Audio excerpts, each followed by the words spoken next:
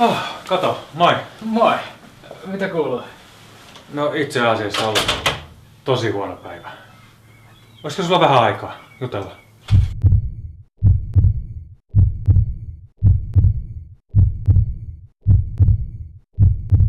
Joo, totta kai. No okei, kiva. No, kuule. Kaikki oikeastaan alkoi siitä, kun mä olin 5-vuotias ja sit silloin kerran kun mä kävelin metsään. Ja sit siellä oli semmonen ihan uskomaton punatulkkujen verilöyly.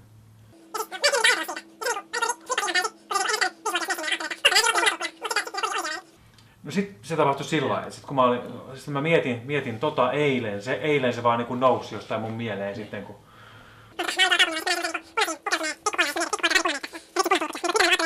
Kuka mä oon?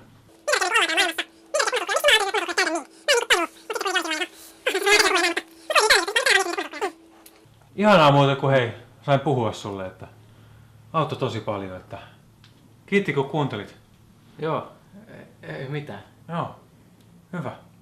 Mä tästä lähenkin tonne suuntaan. Nähdään. Nähdään. Joo.